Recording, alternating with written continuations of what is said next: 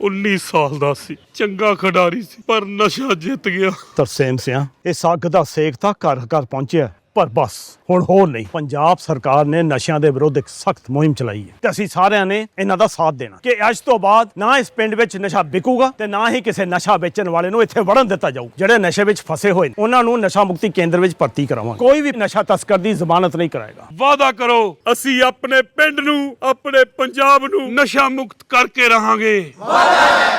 पंजाब सरकार के द्वारा नशों के खिलाफ जंग का ऐलान किया गया है और हमारे माननीय मुख्यमंत्री भगवंत मान जी का ये दृढ़ संकल्प है कि पंजाब से नशे को जड़ से खत्म किया जाएगा। पिछली सरकारों की पैटर्नेज की वजह से और उनकी नाकामयाबियों की वजह से पंजाब, जिसकी पहचान केसरी थी, जिसकी पहचान हमारी वो केसरी से हमारी पहचान बसंती से हमारी पहचान चिट्टा बन गई। पंजाब के ऊपर फिल्में बनने लगी, उड़ता पंजाब। और 2015 की एक स्टडी है, एम्स की एक स्टडी है, जिसमें पंजाब का ये आंकड़ा है कि पंजाब में हर तीन लड़कों में से एक लड़का और 10 लड़कियों में से एक लड़की अपने लाइफ टाइम में कभी ना कभी उन्होंने नारकोटिक का यूज किया है। ये 2015 की स्टडी है। दिस वाज वेरी सीरियस और ये वर्ल्ड एवरेज से 5 गुना ज्यादा है। हमारी सरकार को पंजाब की जनता ने ये मौका दिया और ये हमारा धर्म है, हमारा कर्तव्य है और हमारे मुख्यमंत्री का दृढ़ संकल्प है, अरविंद केजरीवाल जी का दृढ़ संकल्प है कि पंजाब में से नशे का जो छेवां दरिया बह रहा है उसको खत्म करेंगे और नशे को जड़ से खत्म करेंगे। इसके लिए पिछले समय में मार्च 2025 से लेकर पंजाब पुलिस ने शानदार काम किया है। 23,000 बड़े छोटे तस्कर आज पंजाब की जेलों में सड़ रहे हैं। उनकी प्रॉपर्टीज को जब्त किया गया है, उनकी प्रॉपर्टीज को सील कर दिया गया है और यही नहीं, बहुत बड़ी क्वांटिटी में जो नशा है उसको सीज किया गया, उसको पकड़ा गया है। 1003 kg आज तक का जो आंकड़ा है, जिसमें हमने हीरोइन को पकड़ा और बाकी सारे जो नशे हैं उसकी भी बड़ी बड़ी तादाद को हमने पकड़ी, पंजाब पुलिस ने पकड़ी है। ये युद्ध नशे विरुद्ध का एक हिस्सा है। दूसरा हिस्सा है रिहेबिलिटेशन। उस पर भी मान सरकार ने शानदार काम किया है। आज आप देखिए रिहेबिलिटेशन सेंटर्स में बेड्स की बहुत बड़ी हमने इजाफा किया है और 10,000 से ज्यादा नौजवान आज रिहेबिलिटेट होकर अपनी नॉर्मल लाइफ में वापस आए हैं। उनकी स्किलिंग, उनके रोजगार पर काम कर रहे हैं। हमारे ओट क्लिनिक्स, हमारे हॉस्पिटल्स, हमारे डी एडिक्शन सेंटर्स हर जगह, ताकि जो हालात आपको बताया कि हम अपने उन बच्चों को जो इस दलदल में फंसे उनको वापस मेन स्ट्रीम लाइफ में लेकर आ सकें। और अब तीसरा फेज, जो सबसे अहम फेज है मैं समझता हूँ, वो है अब हम अपने क्लासरूम को जो है, अपना क्लासरूम से इस लड़ाई की जो है शुरुआत कर रहे हैं। हमने पिछले कई महीनों से हम लगे हुए थे, हमारा शिक्षा विभाग, जिसमें हमने देश का अब तक का सबसे शानदार जो एंटी ड्रग करिकुलम है वो तैयार किया है। नोबेल लॉरेट अभिजीत बनर्जी के जो ऑर्गेनाइजेशन है जेपैल, उनके बेस्ट ब्रेन के साथ मिलकर हमने ये करिकुलम तैयार किया है। और पंजाब के सरकारी स्कूलों में क्लास 9th से लेकर क्लास 12वीं तक, 9वीं कक्षा से लेकर 12वीं कक्षा तक जितने बच्चे पढ़ते हैं, लगभग 8 लाख बच्चे हैं, उनको ये करिकुलम जो 28 हफ्ते लंबा, 7 महीने लंबा करिकुलम है, वो सिखाया जाएगा, जिसमें बहुत through edutainment, through informative videos, अलग अलग बेस्ट वीडियोस तैयार किए हैं। और उसके बाद उस वीडियोस के ऊपर उन बच्चों का क्विज कंपटीशन, उन बच्चों का इंटरेक्टिव सेशन होगा। हम अपने बच्चों को चाहते हैं कि वो हमारे बच्चे इस नशे की लड़ाई के खिलाफ बिल्कुल तैयार हों।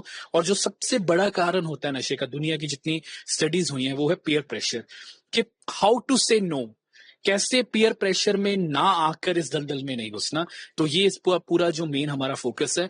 और कक्षाओं से, क्लासरूम से हम, मुझे लगता है हम इस जंग को जो है इसका एक अहम रोल निभा रहे हैं। और आने वाले जो हमारा भविष्य देश का, पंजाब का, वो बिल्कुल तैयार हो सके नशे के खिलाफ, और पंजाब देश को एक मॉडल दे सके कि कैसे नशा खत्म करें। हम देखो बात हुई, 6 चार्जर ड्रोन आ रहे हैं, हथियार भी उसमें आ रहे हैं, इसको कैसे टैकल करें इस तरह? पंजाब पुलिस सक्षम है। हमारे माननीय मुख्यमंत्री हर एक चीज पर अपनी नजर बनाते हैं। पूरे ऑफिसर, सीनियर पुलिस ऑफिसर्स के साथ रेगुलरली वो ब्रीफिंग लेते हैं।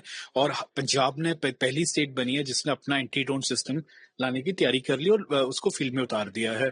पंजाब पुलिस दुश्मन की हर चाल को नाकामयाब। वैसे अमृतपाल को लेकर कई खुलासे हो रहे हैं, डिब्रूगढ़ जेल में बंद अमृतपाल के कई साथियों ने, उसमें भी कई खुलासे हुए हैं। मैं समझता हूँ कि ये जो एज पर आपकी रिपोर्ट्स के सामने जो अभी मैंने देखा, ये सब बड़ा शॉकिंग है। और एक सिख होने के नाते मुझे इस पर जो है, अकेला मैं नहीं, बहुत सारे ऐसे सिख हैं जो अपने आप को चीटेड, अपने आप को ठगा महसूस करें।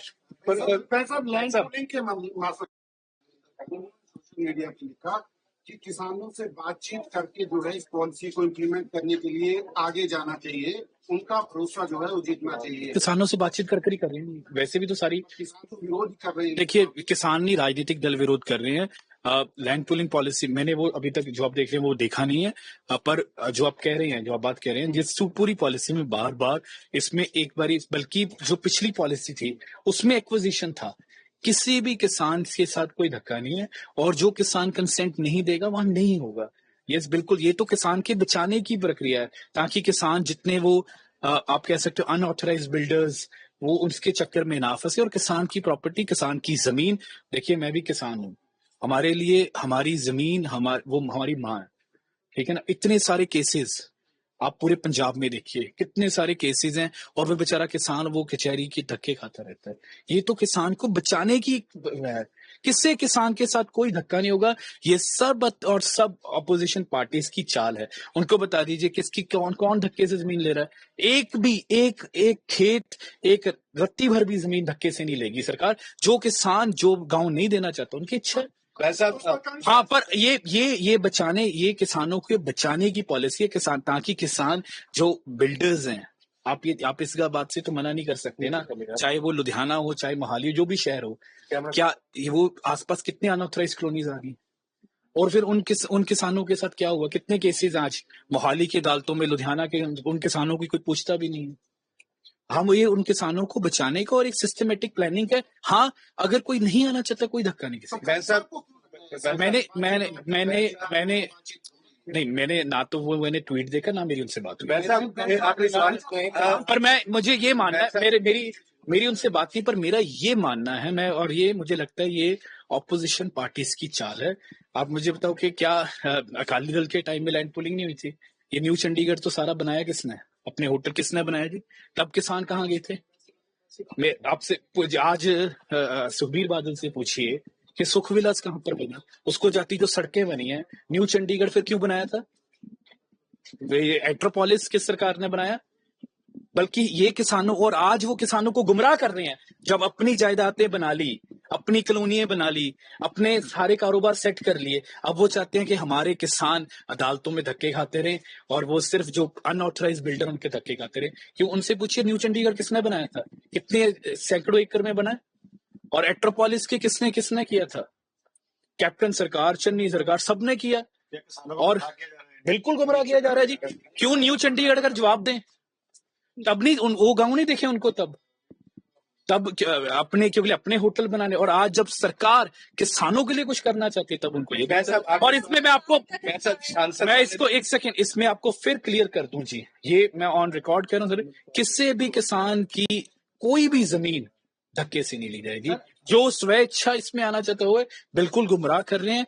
किसान के लिए उसकी जमीन उसकी मां है। मैं भी एक किसान हूं, पंजाब सरकार किसी से ये धक्का नहीं देती। आखिरी सवाल है, सांसद ਦੇ ਵਿੱਚ ਕਾਫੀ ਕੰਟੈਕਟ ਵੀ ਹੈ, ਨਸ਼ੇ ਨੂੰ ਲੈ ਕੇ ਚਨਾਲ ਦੇ ਵਿੱਚ ਖੁਲਾਸੇ ਹੋਏ ਨੇ। मैं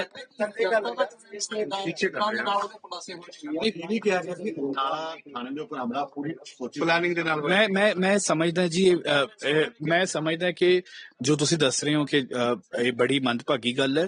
ਤੁਸੀਂ ਇੱਕ ਚੁਣੇ ਹੋਏ ਨੁਮਾਇੰਦੇ ਵੀ ਹੋ, ਤੁਸੀਂ ਲੋਕਾਂ ਦੀ ਭਾਵਨਾਵਾਂ ਦੇ ਨਾਲ ਖੇਡ ਕੇ, ਉਹਨਾਂ ਦੇ ਜਜ਼ਬਾਤਾਂ ਦੇ ਨਾਲ ਖੇਡ ਕੇ, ਤੇ ਸਭ ਤੋਂ ਮਾੜੀ ਗੱਲ ਹੈ ਧਰਮ ਦੀ ਆੜ ਲੈ ਕੇ ਤੁਸੀਂ ਲੋਕਾਂ ਨੂੰ ਗੁੰਮਰਾਹ ਕੀਤਾ, ਤੇ ਬੜੀ ਮਾੜੀ ਗੱਲ ਹੈ।